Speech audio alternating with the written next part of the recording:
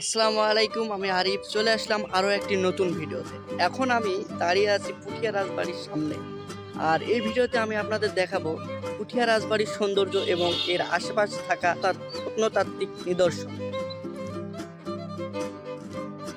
আজকে আমরা যাত্রা শুরু করেছি রাজশাহী ভদ্রা থেকে।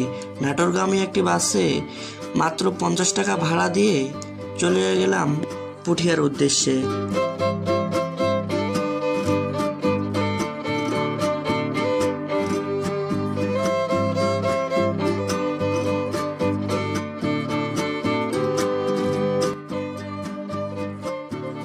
পুঠিয়া বাজারে নেমে মসজিদের পাশের মোড় থেকে একটি ভ্যান ভাড়া করে জনপ্রতি 5 টাকা করে আমরা ছুটে চললাম পুঠিয়া রাজবাড়ি বা পাচানি জমিদার বাড়ির দিকে।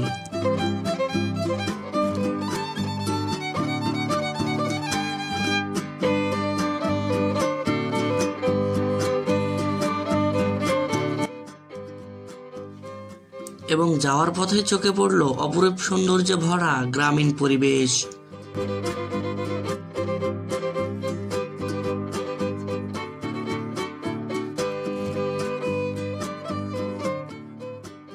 পুঠিয়া গ্রামটির আশেপাশে দেখলে বুঝতে পারবেন এর পরতে পরতে রয়েছে ঐতিহাসিক নিদর্শন।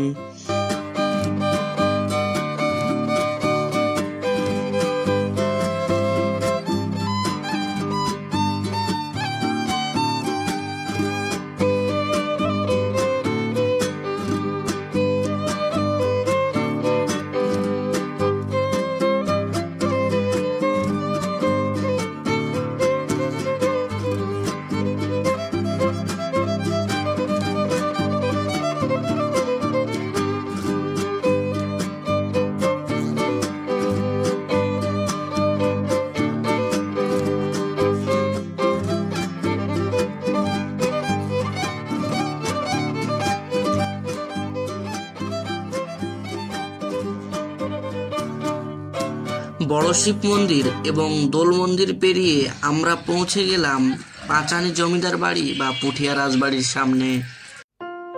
এটি হচ্ছে পুঠিয়া রাজবাড়ির বাউন্ডারি এবং দূর থেকে চোখে পড়ছে সেই অপরূপ সৌন্দর্যে ভরা পুঠিয়া রাজবাড়িটি।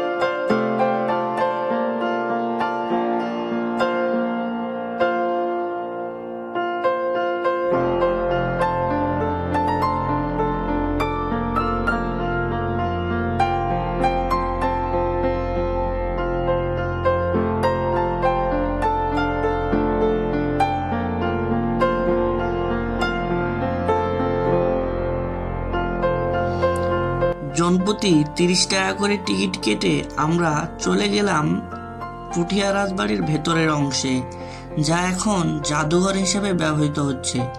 চলুন বন্ধুরা, ঘুরে ঘুরে দেখি এই পুঠিয়া রাজবাড়িটি এবং উপভোগ করি এই প্রত্নতাত্ত্বিক নিদর্শনটির সৌন্দর্য।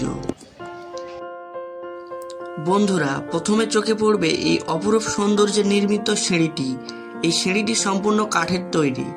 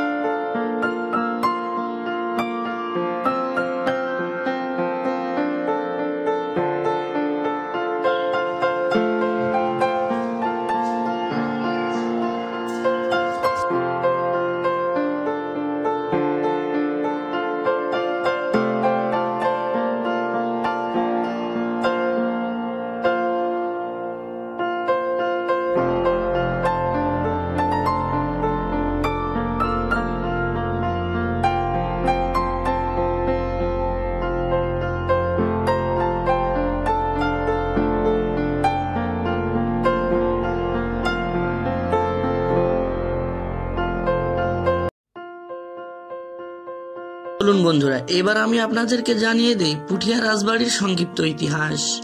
পুঠিয়া রাজবাড়ি বা পাঁচানি জমিদার বাড়ি হচ্ছে মহারানী হেমন্ত কুমারী দেবীর বাসভবন।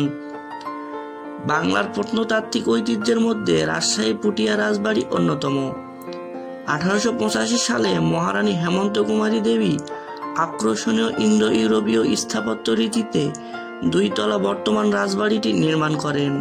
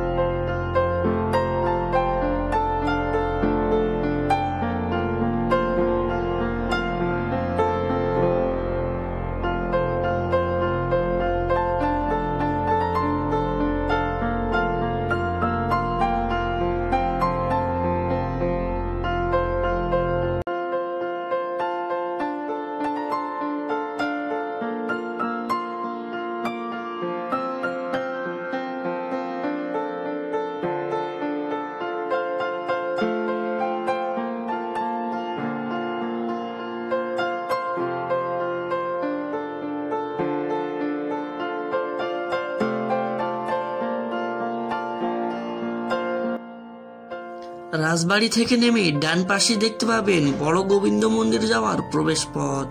চলুন বন্ধুরা, ঘুরে আসি সেই বড় গোবিন্দ মন্দির।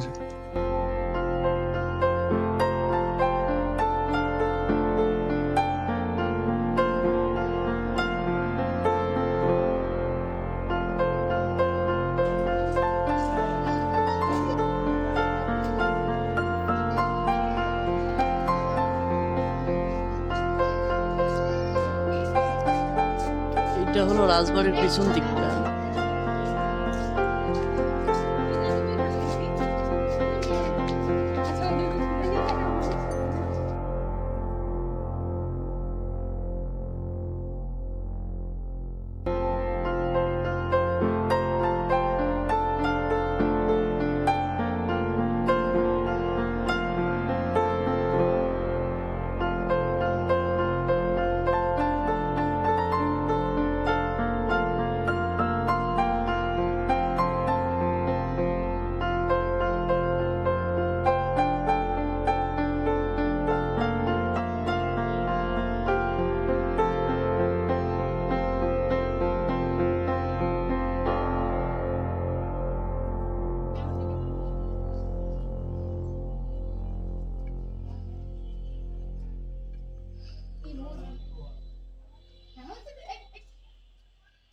গোবিন্দ মন্দিরটির কাছে গেলেই দেখতে পাবেন পোড়ামাটির ফলকে নির্মিত পৌরাণিক কাহিনী এবং রামায়ণ তুলে ধরা হয়েছে।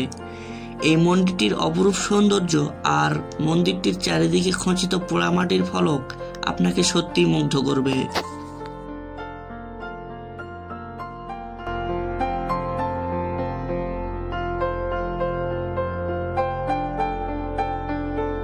বন্ধুরা, এই যে অংশটি দেখছেন এটি হচ্ছে পাঁচানি জমিদার বাড়ির পেছনের অংশ।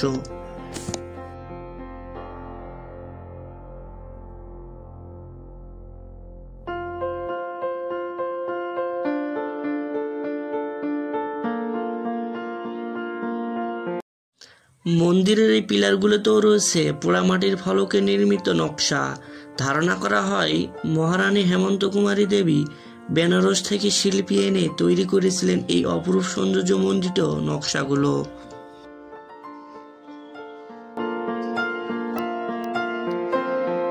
এরপরে আমরা যাব রাজবাড়ির পেছন দিকটাতে, যেখানে মহারানী হেমন্ত কুমারী দেবী গোসল বা স্নান করতেন।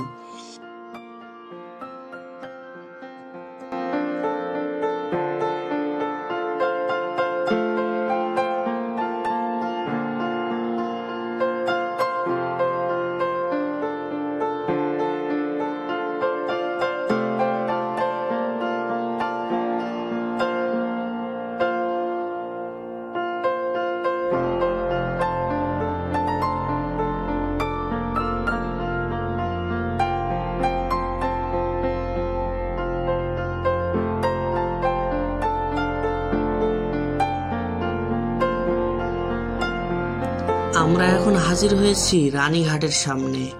এখানে মহারানী হেমন্ত কুমারী দেবী তার ৮ সখীকে নিয়ে গোসল করতে আসতেন এবং এর প্রবেশদ্বারে থাকতো রক্ষী, যেন প্রজাগণ বা সাধারণ মানুষগণ এখানে প্রবেশ করতে না পারে।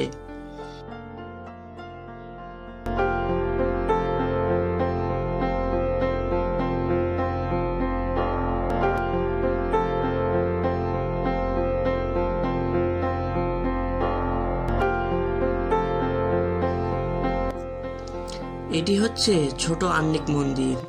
এখানে পূজা অর্চনার পাশাপাশি মহারানী হেমন্ত কুমারী দেবীর বস্ত্র পরিধানের কক্ষ হিসাবে ব্যবহৃত হতো। এখানে মহারানী হেমন্ত কুমারী দেবী তার বস্ত্র পরিবর্তন করতেন বা পরিধান করতেন।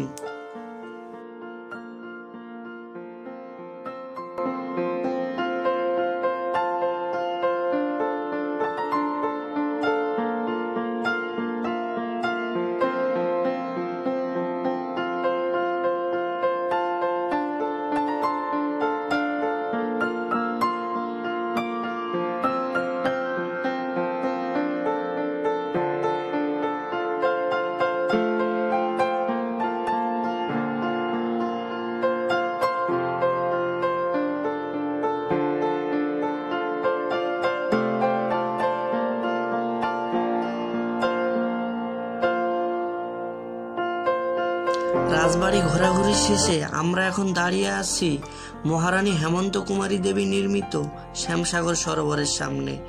এই সরোবরটির সৌন্দর্য আপনাকে মুগ্ধ করবে।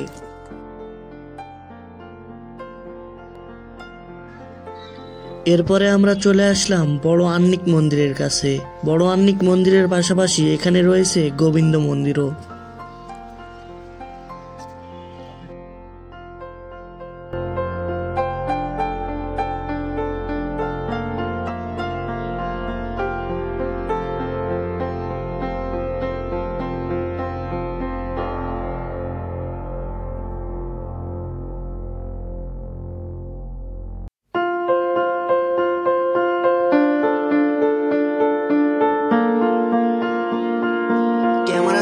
আমাদেরকে ডেকে নিলেন এখানকার অ্যাটেন্ডেন্স লিটন দাস এবং বর্ণনা করে শোনাতে লাগলেন এখানকার ঐতিহ্য এবং ঐতিহাসিক কাহিনীগুলো।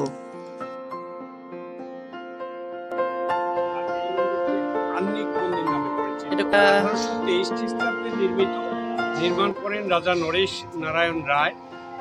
ভিতরে যে মূর্তিগুলি ছিল এগুলি হচ্ছে 1971 সালে পাকিস্তান হানাদার বাহিনী এই মন্দিরের ভিতরে ঢুকে মন্দিরের আসবাবপত্র বিগ্রহ ভাঙচুর করে এবং আসবাবপত্র লুণ্ঠন করে এবং মন্দিরে অপূর্ব কারুকার্য টেরাকোটায় অলঙ্কৃত ইটগুলি দেখছেন, এগুলি পোড়ামাটির। এগুলি রামায়ণ মহাভারতের ইতিহাসকে তুলে ধরা হয়েছে। বিভিন্ন কুরুক্ষেত্র যুদ্ধযাত্রা, বৃন্দাবন লীলা, বিভিন্ন দেবদেবীর ছবি এখানে দেখা যাচ্ছে। রাধাকৃষ্ণের বিভিন্ন এবং ওই যে শিকারে যাচ্ছে ঘোড়ায় করে, পৌরাণিক কাহিনী। জি, এগুলো হচ্ছে পৌরাণিক কাহিনী। আর এই মন্দিরটি গোবিন্দ মন্দিরে বর্তমানে পূজা অর্চনা হয় না। আর এই যে দেখতে পাচ্ছেন রাম রাবণের যুদ্ধ হচ্ছে, রাম আর রাবণের যুদ্ধের ছবিটি। পাশেটি হচ্ছে আহ্নিক মন্দির। এই মন্দিরটি বাংলা কুড়ো ঘরের স্টাইলে দোচালা মন্দির। এই মন্দিরটি আহ্নিক মন্দির নামে পরিচিত।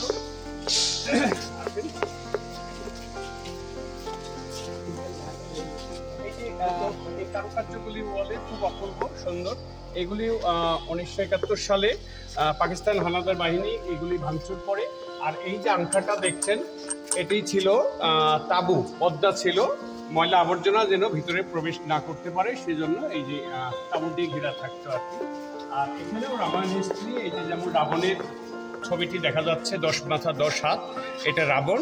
আর এই পাশে ছিল রাম রাবণের যুদ্ধের ছবিটি, এটা রামায়ণ হিস্ট্রি। এবং ভিতরে ঢুকতে হলে ভক্তি ভাব নিয়ে প্রবেশ করতে হতো। এই যে আমি যেমন ঢুকছি, খেয়াল করে। এখানে রাজা রানী বসে থেকে ধ্যানে মগ্ন থাকতেন। এখানে একটা ইকো সাউন্ড হয়, সাউন্ডটা শোনায় আমি। ও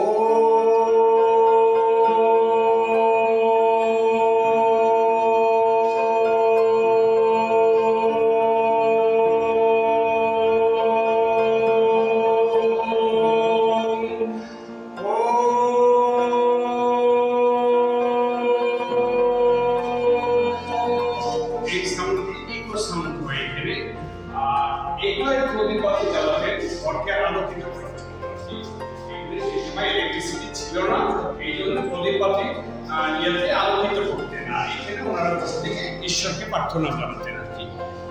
বাহিরটা দেখবো আমরা, অর্থাৎ ওইটি ছিল রাজার গোপাল মন্দির। ওই মন্দিরটির ভিতরে বিগ্রহ নেই, ওইটি 71-এর দিকে পাকিস্তানিরা ওই মন্দিরটা ভিতরে মূর্তি ভাঙচুর করে এবং আসবাবপত্র লুণ্ঠন করে। এটা চারানি স্টেট, পুঠিয়া ছিল পাঁচানি, চারানা, একানা, এইভাবেই কিন্তু ভাগ হয়ে যায়। এটা চারানি স্টেট। রাজা ছিলেন রাজা নরেশ নারায়ণ রায়, রানীমা ছিলেন রানী সুরেশ্বরী দেবী। পাঁচানি স্টেটের রাজা ছিলেন রাজা পরেশ নারায়ণ রায়, রানী হেমন্ত কুমারী দেবী, রাজা যতীন্দ্র নারায়ণ রায়। আর প্রথমে পুঠিয়াতে ঢুকতেই সম্মুখে পড়বে পুঠিয়া বড় শিব মন্দির। এই মন্দিরটি 1823 খ্রিস্টাব্দে নির্মাণ করেন রানী ভুবনমোহিনী দেবী। 3 লক্ষ মুদ্রা ব্যয়ে 7 বছর সময় লাগছিল এই মন্দিরটি নির্মাণ করতে। বর্তমানে সেখানে 2 বেলা পূজা অর্চনা হয়ে থাকে, সকাল আর সন্ধ্যাবেলায় শিবের পূজা অর্চনা হয়ে থাকে এবং বাৎসরিক 2টা অনুষ্ঠান হয়, শ্রাবণ মাসের শেষ সোমবার আর ফাল্গুন মাসের শিব চতুর্দশীতে। এখানে অনেক বড় অনুষ্ঠান হয়ে থাকে এবং বিভিন্ন অঞ্চল থেকে, ইন্ডিয়া থেকে পর্যন্ত ভক্তদের আগমন ঘটে। আমরা দেখব পুঠিয়া পাঁচানি বাজারের মধ্যেই অবস্থিত 4তলা বিশিষ্ট দোলমঞ্চ। এই মন্দিরটি রাধাকৃষ্ণকে উপরে দোলনা ছিল, দোল দিতেন। এই মন্দিরটি 1818 খ্রিস্টাব্দের মধ্যে নির্মিত। এই মন্দিরের পাশে আরেকটি দেখব পুঠিয়া পাঁচানি রাজপ্রাসাদ। এই রাজপ্রাসাদটি 1895 সনে রানী হেমন্ত কুমারী দেবী কর্তৃক নির্মিত। বর্তমানে সেখানে প্রত্নতত্ত্ব অধিদপ্তরের মিউজিয়াম হিসেবে ব্যবহার করা হচ্ছে, জাদুঘর। ওনার থেকে গল্প শুনে উপভোগ করলাম বড় আহ্নিক মন্দির সৌন্দর্য, যা আপনাকে সত্যি মুগ্ধ করবে।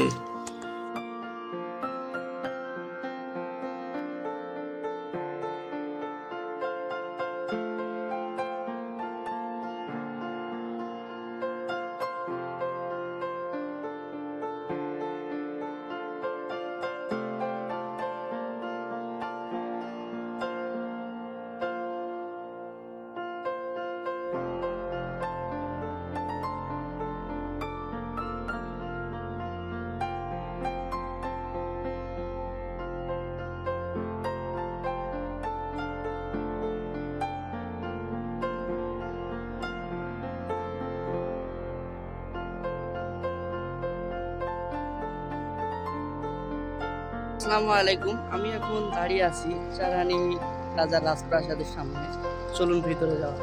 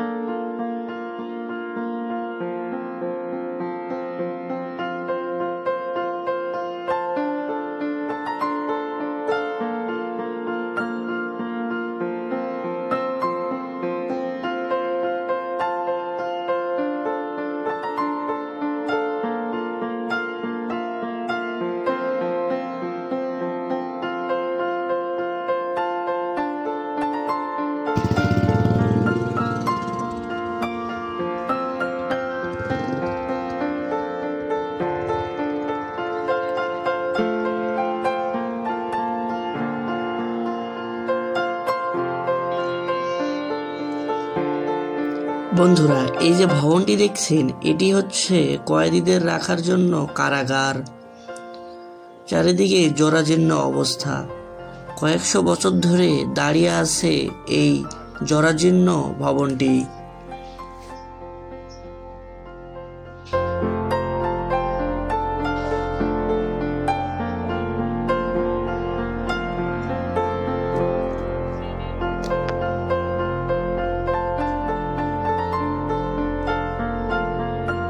এটা কিন্তু জেলখানা, হ্যাঁ, চারানি রাজার জেলখানা।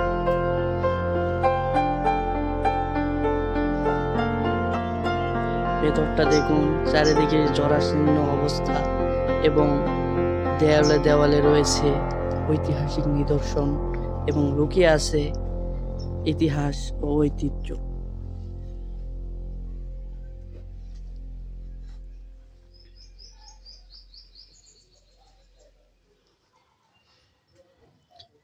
শত বছর ধরে টিকিয়ে আছে এই চারানি রাজপ্রাসাদটি, এবং এটি আমরা যেখানে প্রবেশ করেছি এটি হলো জেলখানা।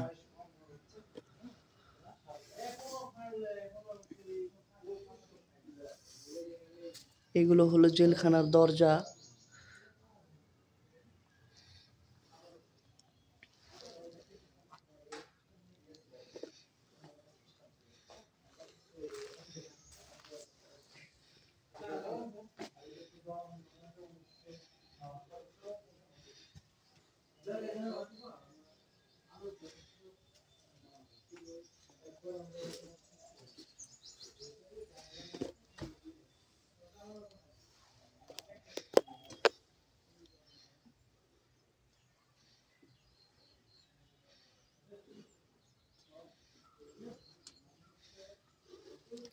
এটা কিন্তু সম্ভবত কালকুঠুরি। ভিতরে যাওয়াটা যদিও দুষ্কর, আপনাদেরকে ভিতরটা দেখাই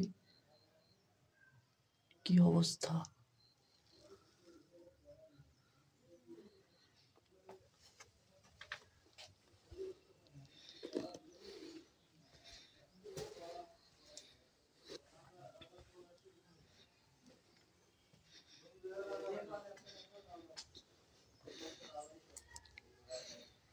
চারিদিকে নির্জন জায়গা, একটু তো ভয় করছেই, এবং তার উপরে এই জরাজীর্ণ ছাদযুক্ত ভবনটি।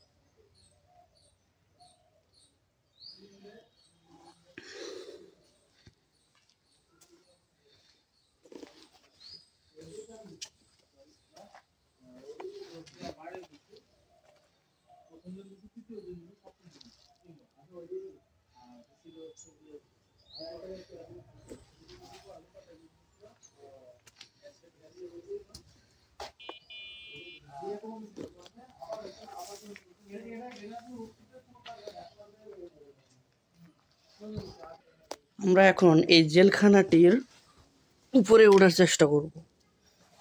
এখানে সিঁড়ি রয়েছে।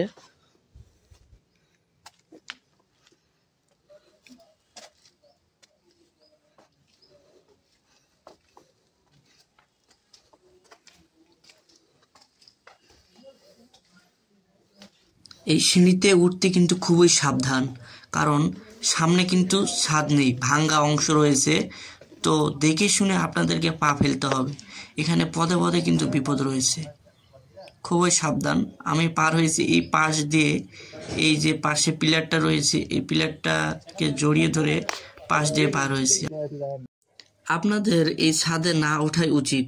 ছাদের যেখানে সেখানে ভাঙ্গা রয়েছে, এই ভাঙ্গা অংশটাও চোখে নাও পড়তে পারে এবং আপনারা নিচেও পড়ে যেতে পারেন। সো আপনাদের উপরে ওঠা ঠিক হবে না বলে আমি মনে করি।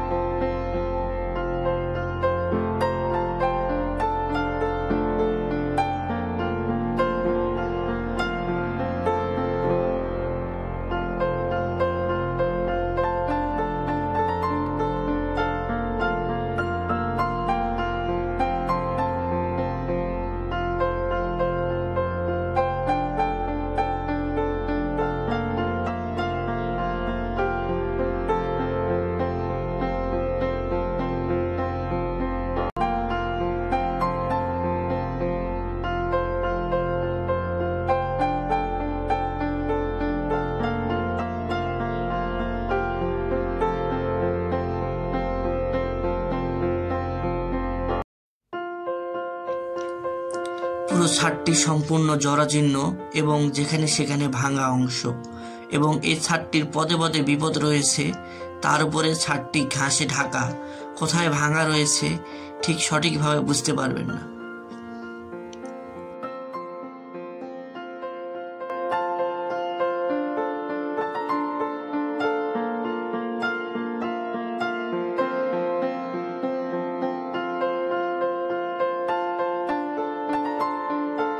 এরপরে আমরা চলে আসলাম বড় শিব মন্দিরের কাছে।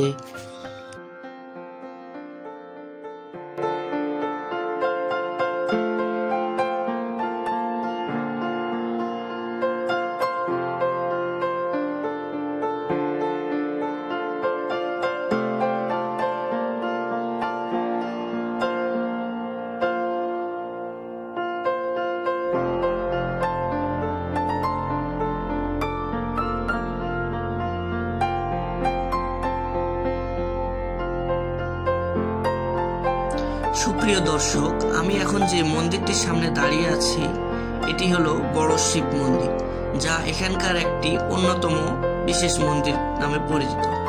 এখানে অনেক দর্শনার্থীরা আসেন এবং এখানে একটি রয়েছে কয়েকশো বছরের পুরনো শিবলিঙ্গ, যা আপনাকে সত্যি বিস্মিত করবে।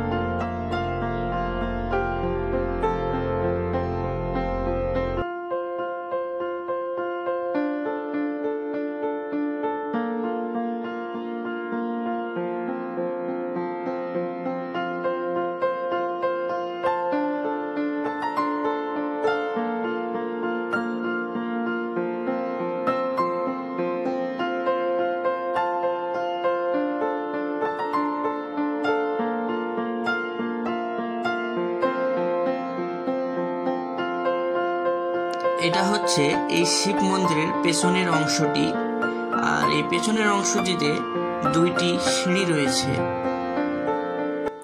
আর এই সিঁড়ি দুইটি নিচে চলে গিয়েছে এবং এই সিঁড়ি দিয়েই এই দিঘিতে উঠানামা করা যায়।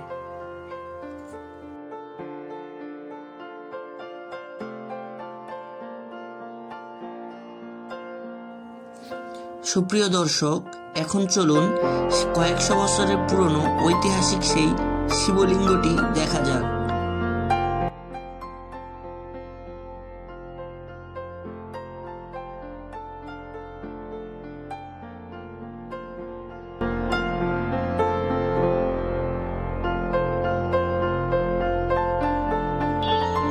তো ভিডিওটি আজকে আমি এখানেই শেষ করতেছি। ভিডিওটি যদি আপনাদের ভালো লেগে থাকে তাহলে অবশ্যই লাইক করবেন এবং সাবস্ক্রাইব করতে কিন্তু ভুলবেন না।